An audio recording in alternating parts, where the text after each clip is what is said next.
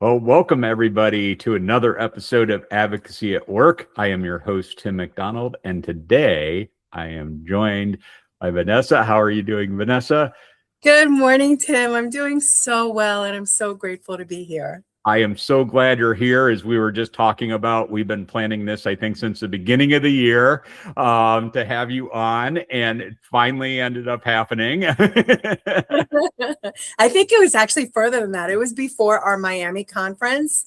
It in was 2025, before we went to Miami. It was that's how long it's been. But Vanessa, obviously, and I are in the same circles because we're both colorectal cancer survivors, and I just can't wait to dive into this conversation. So, Vanessa, why don't you just tell us a little bit about, your story as far as, what brought you into this advocacy world, going back to when, what was going on in your life when you heard those words, you have cancer. Well, let's just say it was back in the dark ages, right? The dark ages of colorectal cancer, because I was diagnosed 24 years ago with stage 4 colon cancer. And back then, I was only 28 and I really was a baby. Like, you think you're an adult, but you're not. You're a baby, especially with colorectal cancer, because 24 years ago, it was still an older man's disease. And I was getting treated. I was lucky to get treated at MSK. And I was literally surrounded by people who, first of all, were very set in their lives. They were wealthy. They were closer to retirement age.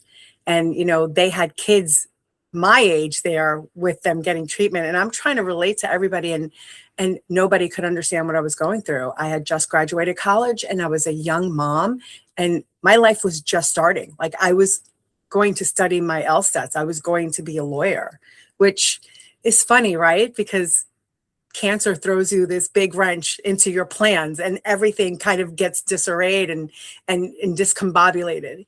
But then it comes back together somehow through your journey. You have, or at least I did, I had this unbelievably clear vision, because everything that could go wrong when I was diagnosed with cancer did. So every kind of setback that you get in your treatment, I got it. Every side effect, everything that never happens. I was the 1 in a million girl at MSK, and they treated me so amazingly that I had a good outlook and I felt empowered because I was so supported.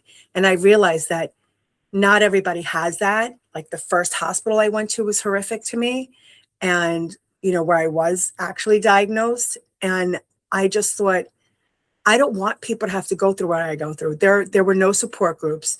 ACS had for breast and prostate, but there were older people. Like, I think the person closest in age to me was probably about 45, and her and I didn't even gel, because back then, and I'm very glad that it's not the same now, it really isn't. Back then, different cancers stayed within themselves, and they felt like, no, you're not a part of us. You're not about this cancer. So I had no one to go to. I had no one to find support, to advocate. And there's so many things in your journey when you're sick that you don't know how to handle, that you learn from your peers, or you learn by going to all of these colorectal cancer groups that have conferences. And even like with Fight CRC, they're so survivor friendly now. Back then they were C3 and they weren't. They were straight advocacy, which is amazing. It's needed. But at the time I needed support. So I decided to be that support for everybody. And till my dying day, I will not only be fighting for young adult cancer, right? Because we're not heard and we're often overlooked. But I also don't want anyone to ever feel alone, ever. That is my biggest thing. I think that was a big thing in my LinkedIn profile, that my mission in life was not to have anybody feel alone. Because I'm a community manager and community builder online for a living. So that was like, for years, I've had something very similar to what you just said on there. But before we get too far, Vanessa, can you explain to me how you would define advocacy? I think it's changed a lot, right? Over these past decades. I first thought that advocacy was being loud and strong and letting them know, like, no, you must hear me. You must hear me. This is going to be an epidemic with young people. I saw it coming because when you go to these conferences, when you go to any action events that are like in your neighborhood where your politicians are around, especially their health fairs, you really pay attention. I noticed that cancer was hitting younger and younger people, especially colorectal cancer. Like it was slowly becoming a not older man's disease, right? And as we progressed, then it started becoming larger and larger and larger. And now it's the number one cancer killer, right? For people under 50, which is devastating to me. I wish that wasn't the case. So I think when I started, advocacy was it was like anger. It's like all this anger and rage that I had to bring it forth. And then you realize that that doesn't get you anywhere. It just drains you, it tires you out. And what gets everything going is that slow wheel. And you think that you're not making a progress, but here we are 24 years later, and the screening age is lowered to 45.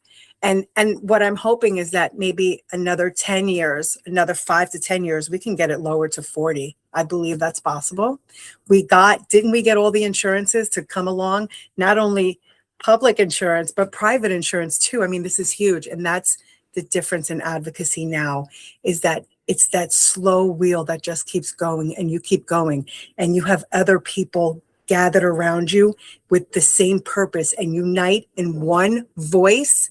That is what moves everything, including your story, which is the biggest part of it, is sharing your story over and over again. You could sit at home, you could be sick, you could be not feeling well, you could lay down in your hospital bed and you take your phone, and that's it. You're a powerful advocate from your own home by sharing your story. So I think that's the big difference between when I first started. Wow. Yeah, no, and I know you've been in it for quite a few years. So, and you and I have had one-on-one conversations at some of these events that have really helped me. So I just want to thank you for all your wisdom and knowledge and your experience. But if you would, I know you mentioned like you started by trying to find, even though there wasn't a lot of resources out there for you at the time that you could associate with, you started getting active in these groups just for looking for your own support. Take us, like, how did that kind of evolve for you and actually move from you looking for support to actually providing support and advocacy? Oh, wow. This is a big one. So like I said, I had found through ACS, I was finishing up my treatment, right? And I finally found the then Colon Cancer Alliance, right? It's now Colorectal Cancer Alliance, but back then it was Colon Cancer Alliance. And they were the tiny little org out of Ocala, Florida. And I think they had a staff of like 10, maybe. So there was this one person called Jeannie Hansen Moore. I don't know if you know of her. She is a prolific patient navigator. And she was one of the first. The Colon Cancer Alliance was one of the first organizations that offered support, not only for patients, but also caregivers. And I thought that was huge. I thought that was so needed. And I was very proud of them. And everything in their philosophy and everything they did matched up with what I was feeling and what I wanted. And at the same time, I met Matthew Zachary, right? I was at a walk in New York City by the water. It was gorgeous, right? And it was for Memorial Sloan Kettering Cancer Center. And I'm walking and I'm with my ex-husband and my mom, right? And this young guy comes up to me and he tells me, "Oh, would you like to fill this out? It's about young cancer patients." And I flipped. I was still only 31 at the time, 31 or 32. And I'm flipping out like, "Oh my God, young people, what? Yes." And I'm like, I can tell you many things. And my ex-husband was like, "You have to calm down." And I was like, I can't. I had been waiting for this. Like, hello, I've been talking about young onset cancer and everyone's telling me it's not a problem. You have no idea what you're talking about. That's what I was told. Every conference, every committee, every advisory council that I was joining was telling me that I had no idea what I was talking about. And I'm like, no, I do. And our needs are so different from other patients. And they kind of dismissed me. And just to kind of go off on the side a little bit, of course, here we are 20. So if I'm a 24-year survivor, that's 22 years that I'm an advocate. And 22 years later, when big decisions are made, I'm considered and I'm spoken to. Where I was dismissed, I earned that. I earned that seat. Do you know what I mean? So anyway, we'll go back to that. So this young guy is there on the water and he's telling me all these, and so I did the whole survey. And then he said, listen, you're so excited and passionate. Why don't you come to our first meetup? And I said, absolutely. So I went down into the city and I walk in, and it's this gorgeous bar down in the city. It was all for stupid cancer, right? The Never Too Young. They used to push the N2Y back then more than the stupid cancer logo, right?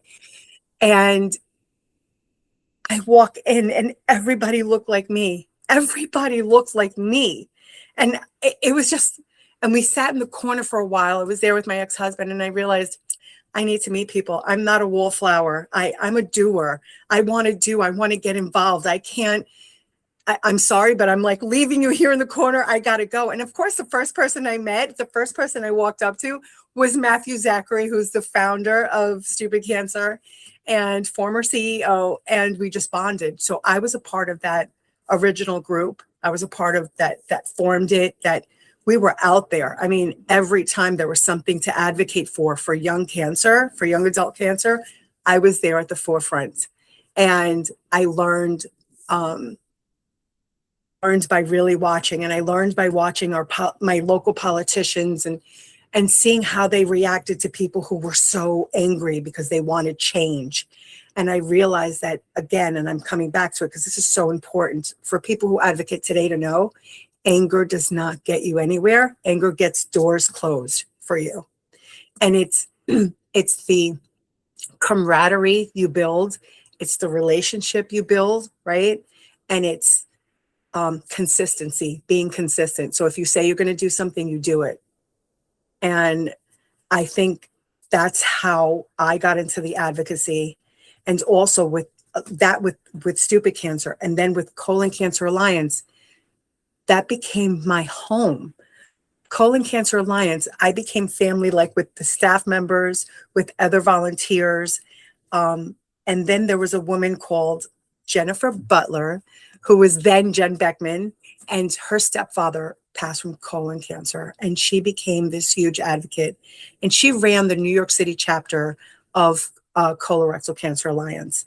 And I was there with her, and she inspired me because she was like me. I am a doer. Like, I'm not going to just talk. If Tim, if you and I were doing something, right?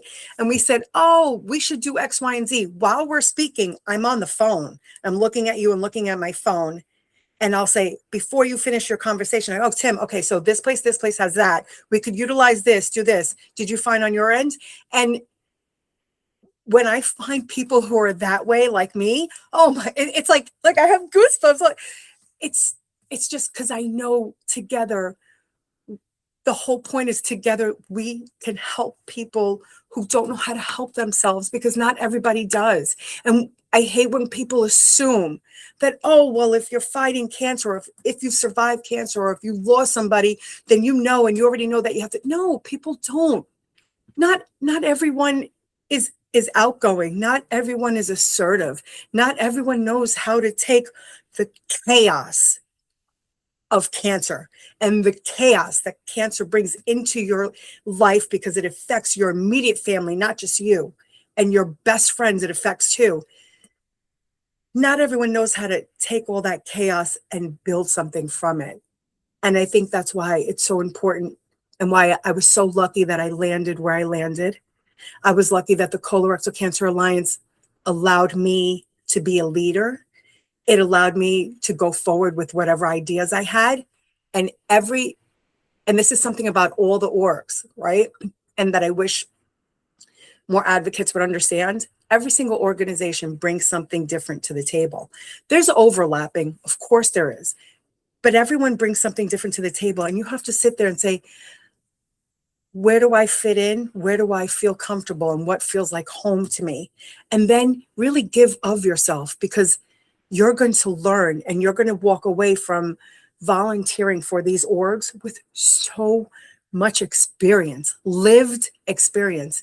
And most importantly, learning how to take your story and learning how to take your life experience and build something from it so that other people who get diagnosed after you or your loved one, they have a pathway to follow that'll make it easier for them to deal with their cancer journey. And I think that's at the heart of it, right? Absolutely. And I'm just thinking as you're talking here, Vanessa, and I'm like, I was just thinking, it's like some people might not find any of these organizations or ones that they really align with, but you can still be a resource for patients and direct people to these organizations. And that is just as powerful as being active in these organizations. Absolutely. Absolutely. And what I would say to that is if they're not a joiner, right? If they don't gel with an org, what they can do is put their story out there in social media. You put little tidbits. So if you find an article, right, relating to somebody just being diagnosed with colorectal cancer, you retweet or repost that article along with a snippet of your story that relates to that article. And then do hashtags. I don't think people understand how powerful hashtags are and how much that goes out there to the universe. I mean, that's our problem, is that there's a desperate need to get the messages that we all have out to the general public, not just amongst ourselves or the medical community that we've built relationships with, which are vital, but we need to get out more to the general public and more to the general practitioners who don't go to ASCO, who don't go to AACR, who don't go to like ACG or anything else like that. All these doctors who are not able to, right? Whether they're in city hospitals or especially the ones out in the rural. That's why we have to share our stories. And people who don't gel with organizations, you have so much power to do that just from your own home. Yeah, we all have it, right? We all have that power to do that. It's amazing. No, I think, I write about it in the book. I talk about it all the time. It's like, all you need to start with is sharing your story. That's all it really takes. So let's take a break a little bit from the advocacy talk and get to know Vanessa a little bit better. So I can just have 4 like kind of fun questions. They get a little bit deeper as we go. Okay. But the first one's pretty low lift. So what is your favorite color? Blue. And I have to tell you, I know it's the colorectal cancer color. I know it is. But 24 years ago, the ribbon was brown. I just want you to know. And it came from the UK. The ribbon was brown. And I remember when I looked it up, I was like, oh my God, no. I was like, no, that's not okay. That's not okay. And like, we would always say things and be like, no, that's not okay. We don't like it. And although I love the color blue because I'm September, which is a Virgo, and this is our birthstone. And my parents have always gotten me blue jewelry. So it's like a thing for me, right? So when I think it was right when I finished my treatment, I was 32, and I finished not because they didn't find cancer, but because they found a huge clot in my right atrium of my heart that was directly on the chemo port, right? I told you, like I said, everything that happened to me, right? So anyway, I had just had open heart surgery, and Jennifer from the New York City chapter, right, tells me, oh, Vanessa, we're having this really big thing with the entertainment industry with EIF, right? And so they were this was Katie Couric's thing. And she was this was way before the Jane Monahan. No, actually, it was right after the Jane Monahan Center, because that's where we would have our meetings. So she did this. And of course, she invited us, and we go. And it is like all the stars, like the Sopranos were there. Like everybody was there except for James Gandolfini. But like, and then the guys that did the hair, I can't even remember their names. There's just so many stars were there. And it was like in New York, we don't get as starstruck as people do everywhere else. But at that moment, I was, because they were all there for cancer, most especially colon cancer. So it was my first big event for colon cancer. And it was amazing. It was exciting. I was super swollen because I'm maybe a month out of surgery. I was very weak. But that was probably one of the most exciting things that I had done as an advocate. And I was only an advocate for about a year or two at that time. So I was fresh and shy. Can you imagine me shy? I was No. shy. And I was so scared to get Katie's picture. I have to pull that up for you because I'm so huge. Like first of all, pumped full of steroids too, but I really gained so much weight with cancer.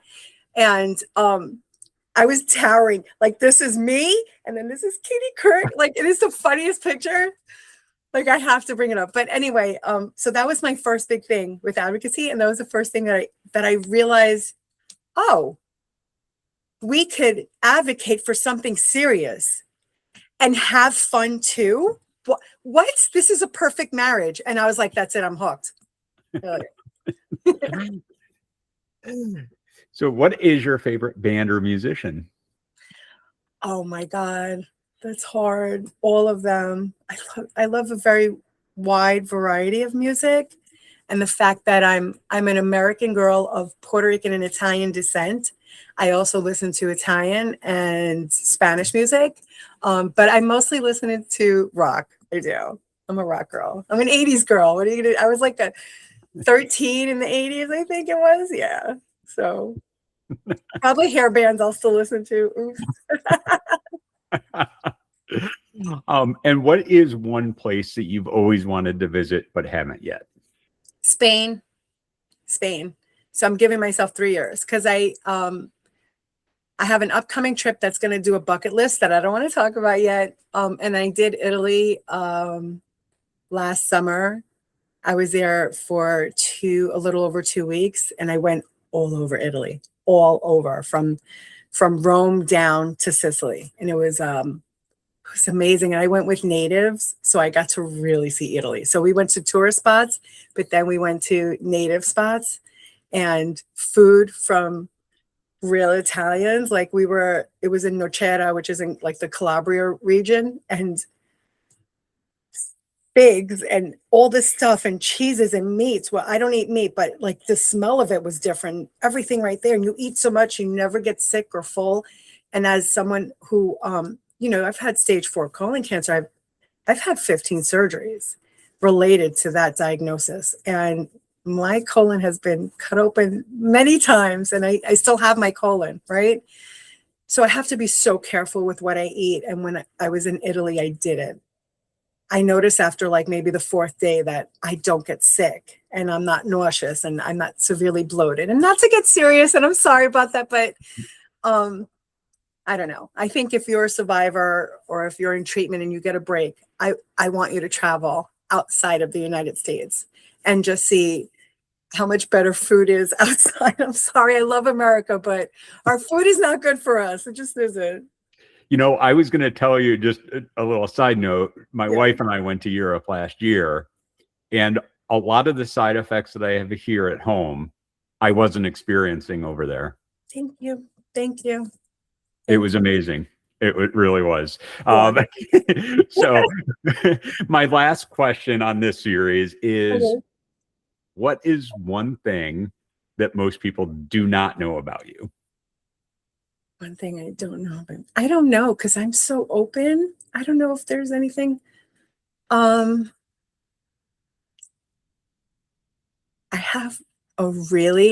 very open and loving with people, right? And even if I don't necessarily like someone, when someone needs help, I am always the first person to try to be there to help somebody. And I'll suffer alone. I never, ever, ever, I'll post things after it's happened, and I'll say stuff that's happened after it's happened because I don't like to ask for help. That's a really, really something I'm working on. And this year at Cologuard, I had a Crohn's attack and I got really sick, and I was going to like hide away in my room. And then I was like, no, I'm not doing it. And I let my friends know that were there, like my close friends, right? And I can't tell you how they came through for me. I can't even explain how they surrounded me and protected me and made sure I was okay.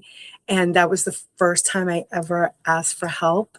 And it was beautiful to know that I got the help that I always give. So I guess that's what people don't know about me, is how hard it is to ask for help. That is beautiful. Thanks. And I was just thinking of the same thing that you just put into words much better than I would have about how the helper actually learned how to ask for help herself. Yes. I like that. The helper finally asked for help. Yeah. It took like 21 years to be like, I'm not okay. I'm not okay right now. Yeah.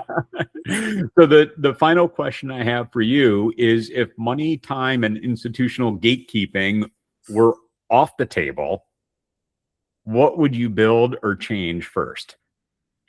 So first of all, I would have some kind of law put in. It seems like general practitioners are our biggest gatekeepers, and they're the ones that say, no, you're way too young. No, you're fine. And they're still not understanding the fact that if you have a colon, you are at risk for colon cancer. It doesn't matter your age or your family history. Those two key figures are so important, but it's not the end all be all. If you have a colon, you're at risk. And I would have it so that doctors understand you're not sending a patient for screening, you're sending them for diagnostic, which is totally different. And if a patient is literally 19 years old and they're bleeding from the rectum, don't assume that it's a hemorrhoid. Even a digital's not really going to feel anything if it's just a little beyond your finger. Please send younger people for diagnostic. And I would make something that's like a law, right? If money was no object, that's number one. Number two is every single cancer center and every single major hospital that deals with cancer, I want them to have what Dana-Farber has done and make a whole young cancer separate, like a separate clinic for young adults facing cancer than right now I'm 52 years old. Like I fought very hard to be this age, right? To be AARP. And I'm proud of it. I love it. I'm in a different place in my life, but I will never forget the struggle I had as a young cancer patient. So I think every single cancer institution, clinic, hospital, doctors, everything, there should be a separate protocol and a separate program for young adults. I will always fight for that, even though now if I got diagnosed, I wouldn't fit into that. But now I wouldn't need it because I'm okay in my life and my life is adjusted and set. And you know what I mean? What I needed at 28, I am now. So that's that. And I think lastly, and I think this is most important, so many patients can't get procedures, can't get tests, can't get colonoscopies, can't go to their treatments because they have no one to take them or bring them home. And they have no way to get back and forth. They have no transportation. And if you're, let's say for a colonoscopy, you're going in for a colonoscopy, you can't really afford preventative care. And you're forced to because you're presenting with symptoms, right? So this is reactive care, which happens too often. But now you have to take off 2 days of work because you figure the prep day, and then the day of the test. You can't drive yourself there and you can't drive yourself home. So if you don't have a ride, guess what's going to happen? You're not going to go get your colonoscopy. And this, as a patient navigator, I can't tell you how many times this happens. I would want a program where patients had transportation, not just to get preventative tests or procedures, but also for treatment, to and from treatment. I think it's desperately needed all across America. I love it. And I hope these things come true very soon. So Vanessa, how can people learn more, get in touch with you about your work and what you do? So I'm online and I'm everywhere and I'm open to anyone. And if you Google my name, Vanessa Gigliotti, everything comes up, like my social media handles, my stories that have been put out there. And I hope it inspires you. And if you do need help, whether it's a patient navigator, help you navigate the whole medical system, I'm there. If you need somebody to talk to let go of whatever it is you're dealing with, I'm there. Or I can send you places where there's big group things and there's online group things, or there's helplines to call. And I also now, I'm with the GI Cancers Alliance, and you can also reach out to gicanceralliance.org. We have so many member organizations of many different kind of cancers. That's absolutely wonderful. And I forgot to congratulate you because you just recently started with the GI Cancers Alliance. So Thank I you. am so happy for you and for them for having you. But I want to thank you for tuning in to another episode of Advocacy at Work. And if you haven't already, please be sure to subscribe to the podcast and blog. It's just all on Substack. So it's one email that you need to put in. And don't forget to search, because I know Vanessa mentioned Matthew Zachary and his episode should be up. So you can look at that one too if you're interested in his story. But definitely sign up. And we thank you again. And we will see you next week on Advocacy at Work. Thank you so much. Thank you so much, Tim.